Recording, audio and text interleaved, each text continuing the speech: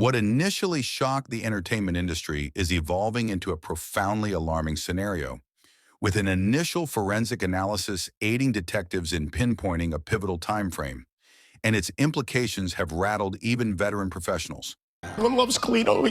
Everyone here at the show, we are devastated by this. It's just not fair. Officials claim the events intensified swiftly, yet what transpired within the residence wasn't abrupt. Rather, detectives suspect it stemmed from tensions that had simmered undetected below the radar. Insiders connected to the probe think the evening might have kicked off sooner at Conan O'Brien's holiday gathering, where multiple attendees allegedly observed Nick behaving anxious and erratic.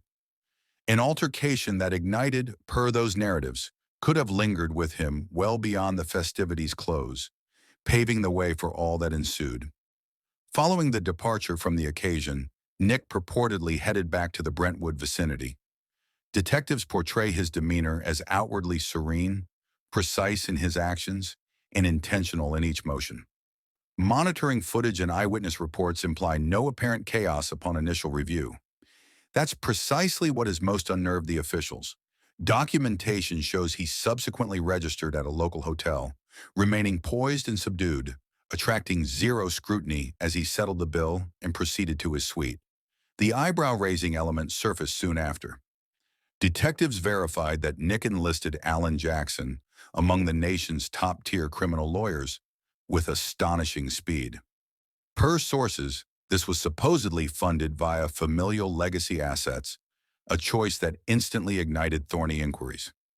The swiftness and assurance of that move were striking. The Los Angeles County Prosecutor's Office asserts the episode inside the dwelling happened between midnight and dawn. No evidence of break-in existed, since none was required. Detectives state the perpetrator possessed entry, intimacy, and complete awareness of the property. Safety logs subsequently positioned Nick at a Santa Monica lodging near 4 a.m., about 20 minutes from Brentwood. Lodge personnel noted nothing odd, no evident agitation, no communications, merely a guy lounging silently, apparently disconnected from distant turmoil. Sometime later, worry morphed into panic as an expected guest reached the house without any reply. Communications went ignored. Entrances were accessed. At that instant, the entire situation transformed. Law enforcement stormed the area, locked it down, and swiftly grasped this wasn't an impulsive lone deed, but the culmination of an evening that disintegrated without fanfare. Prior that night around 9 p.m., monitoring video from an Arco fuel stop close to Exposition Park recorded Nick buying a sports beverage. He seemed agitated, striding a bit, surveying the surroundings, but steady enough to finish the purchase. Around 9:15 p.m., LAPD personnel collaborating with U.S. Marshals apprehended him in the vicinity. No opposition occurred, no justification offered. He stayed mute while agents detained him. Video from that instance depicts a youth who looks psychologically exhausted instead of frantic. Subsequently, forensic projections indicated the pair had probably deceased hours prior to detection. That chronology amplified the enigma and compelled detectives to grapple with a tough dilemma. What genuinely precipitated that fracture? Officials suspect Nick might have tried to sanitize himself prior to exiting the dwelling or afterward at the lodging. Nevertheless, remnants of proof could persist. Monitoring devices followed his paths across Santa Monica that dawn. Specialists think the item utilized was probably sourced from within the residence, an everyday and readily obtainable thing. That aspect infused a chilling dimension. Intimacy was crucial. Forensic examination eventually amended preliminary presumptions. Early accounts implying a solitary event got adjusted once proof uncovered numerous grave wounds. Professor Joseph Scott Morgan, an esteemed forensics authority, clarified that recurring traumas frequently imply calculated conduct over an abrupt sentimental eruption. Such scenarios demand closeness, dominance, and prolonged exertion. This wasn't an occurrence resolved in moments. An additional disconcerting element arose from accounts implying the duo could have been asleep at the onset. If true, it would signify deep insight into habits and weaknesses. Detectives stress that deeds executed at such intimate distance mirror individualized, restrained conduct instead of aloofness. Focus promptly pivoted to the aftermath. Accounts disclosed that Nick supposedly tapped family legacy assets to obtain legal counsel. Societal backlash was swift. His lawyer, Alan Jackson, is renowned for tackling solely the toughest matters, typically at exorbitant expense. When probed, Jackson refused to reveal fee payers.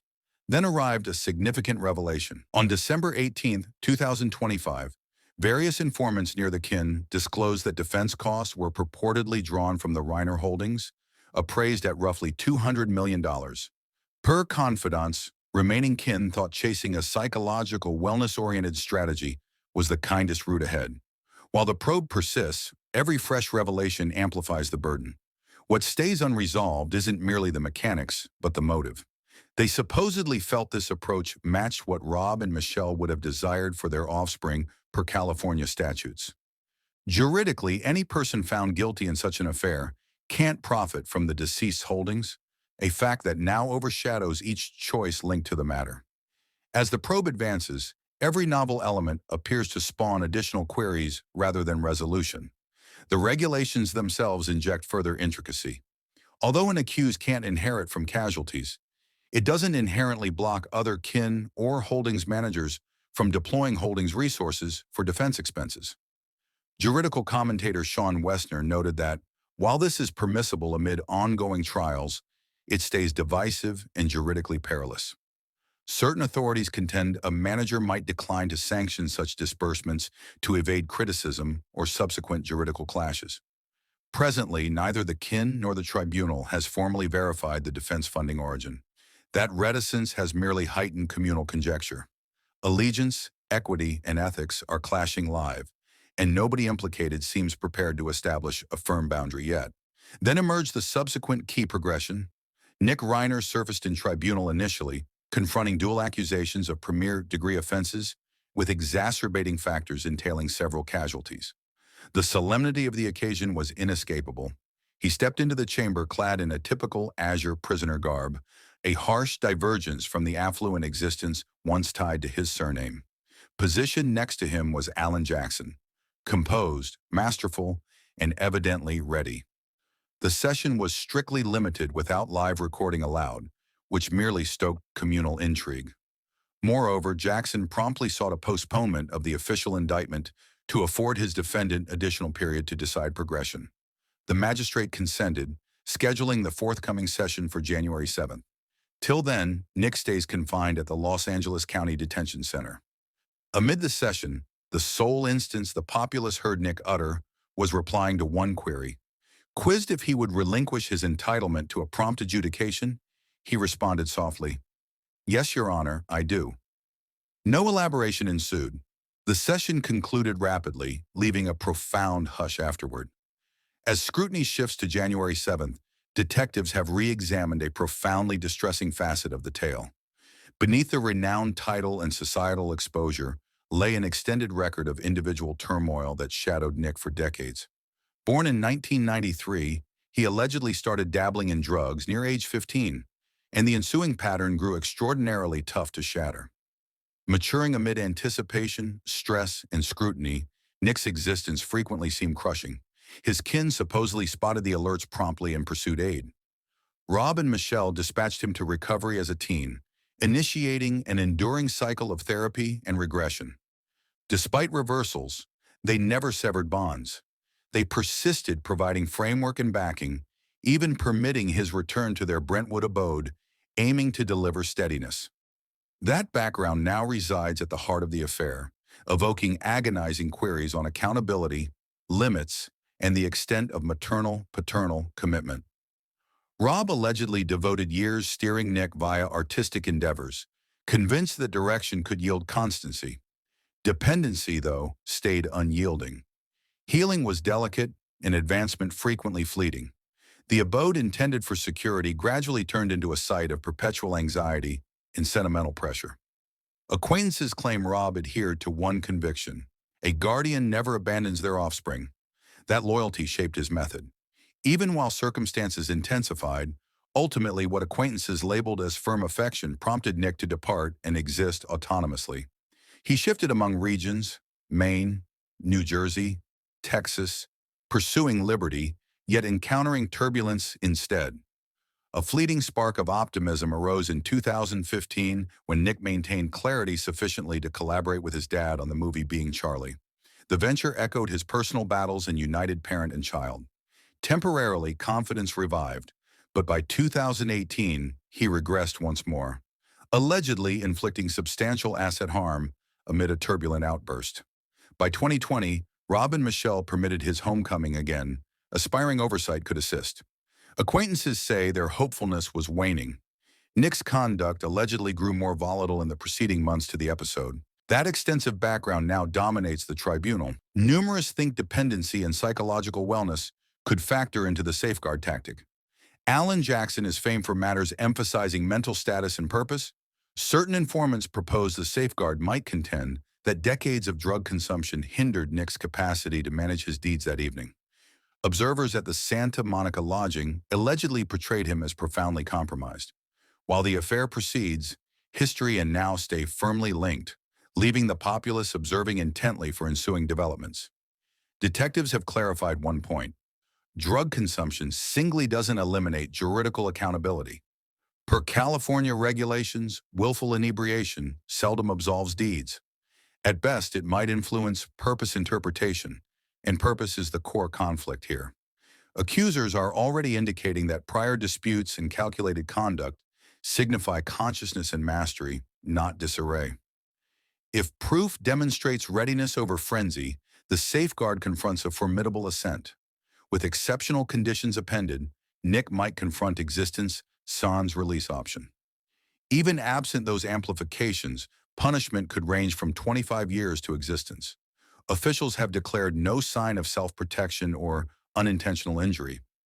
Authorities depict the episode as propelled by fierce sentiment or dominance lapse over error. What elevates the peril more is the casualty's societal stature. Long-standing Tinseltown icons with profound sector connections. Prospective testifiers allegedly encompass figures like Conan O'Brien, Larry David, and Billy Crystal, transforming the affair into a potential countrywide extravaganza. Commentators think the adjudication might not commence until tardy 2026 or premature 2027 with a settlement deemed improbable. Forensic discoveries allegedly situated Nick squarely at the location, bolstered by organic proof and monitoring video. Maturity also factors. Rob and Michelle were senior, while Nick was 32. Accusers are anticipated to underscore that disparity, plus the prolonged essence of the episode, as indicators of purpose.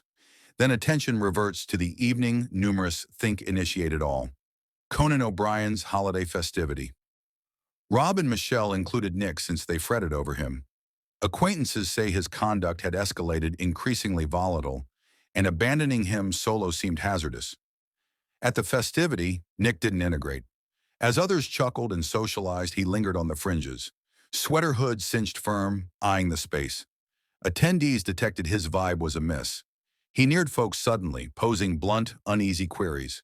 The strain climaxed post an uncomfortable exchange with Bill Herr, whereupon Nick retreated abruptly. The atmosphere altered. Mirth diminished. Michelle attempted to placate matters while Rob discreetly monitored. By circa 10 p.m., the pair was set to exit, murmuring to one another as attendees observed, detecting anomaly. Then matters heightened. Not boisterous enough to halt the tunes, but acute enough to attract gazes. One confidant subsequently asserted Nick charged his guardians with gossiping about him covertly, his tone rigid with fury. Rob sought to soothe him, maintaining subdued pitch.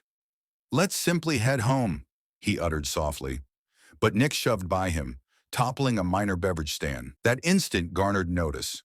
Protection intervened, and Conan O'Brien acted swiftly to aid diffuse the tension. "It's fine. Let's grab some breeze," he supposedly stated. The assembly moved to the egress. Michelle gripped Rob's limb, her visage ashen with concern. Externally, the chilly December breeze struck fiercely. Rob directed Nick to the vehicle, conversing steadily, attempting to rationalize with him. Michelle lingered several paces rear, clearly rattled. Observers said Nick strode by the entrance path, limbs quivering, disputing in brief surges. He yelled something garbled prior to ultimately entering the vehicle and banging the portal. The Reiners departed hushed.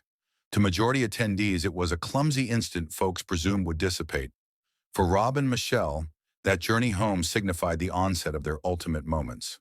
Brentwood residents subsequently reported detecting subdued tones and dim quarreling near midnight. Nothing that rang urgent then, merely a familial spat. By dawn, that identical dwelling would emerge as the hub of a probe that jolted the industry. Detectives think the journey home was strained. Nick allegedly blamed his guardians for humiliating him. Rob attempted to diffuse, pressing him to relax and slumber. But indoors, the clash didn't wane. It amplified. Forensic experts think that between midnight and dawn, Nick accessed the primary sleeping chamber where his guardians rested. What propelled him then stays obscure. Rage, sentimental breakdown, or deeper issue? Detectives label the ensuing as severe and profoundly upsetting. What renders the affair tougher to digest is how routine the evening had commenced. Acquaintances say Rob and Michelle were guardedly optimistic regarding Nick's advancement. They trusted fresh counseling and remedies were aiding. Rob had even discussed a novel artistic venture they could pursue jointly. Nobody envisioned the velocity of the unraveling. The revelation dispatched tremors across the industry. Updates circulated initially as murmurs, then as validation. Homages inundated online platforms as peers and admirers grappled to fathom how a profoundly cherished kin could fracture in one evening. Scrutiny rapidly pivoted to Nick, his psychological condition, and the alerts folks now pondered if overlooked. Aged dialogues reemerged, encompassing one where Nick formerly declared, "I sense like I entered existence under glare. I never solicited that." The remark resonated with agonizing gravity. As detectives assembled the affair, monitoring video, forensic substances, and attendee declarations from the gathering refined the chronology. Nick's irregular conduct, the dispute, the sudden exit, all started to synchronize. Yet profounder queries persisted on accountability, on boundaries, on love's extension before rupture. Mental health experts queried by various channels labeled the scenario a flawless tempest, enduring volatility, sentimental instability, and lingering wounds converging simultaneously. Even Conan O'Brien, who seldom opines on confidential issues, issued a concise declaration conveying grief and incredulity. Almost a year on, the affair still commands front pages. What was intended as a merry December festivity turned the inception of one of the industry's most eerie episodes, a cue that achievement and notoriety provide zero shield from internal disorder, and that certain kin battle with all possessed yet still succumb.